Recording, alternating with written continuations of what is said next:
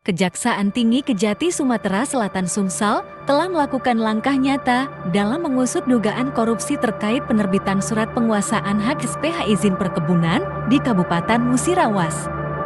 Langkah tersebut dilakukan melalui tim penyidik khusus Pitsus Kejati Sumsel yang melakukan penggeledahan secara serentak di 3 kantor dinas yang berada di Palembang.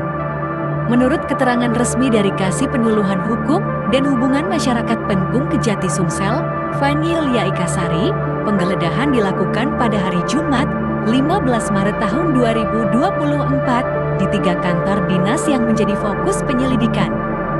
Ketiga kantor dinas tersebut adalah Dinas Kehutanan Provinsi Sumsel, Kantor Wilayah Badan Pertanahan Nasional BPN Sumsel, dan Kantor Dinas Perkebunan Sumsel.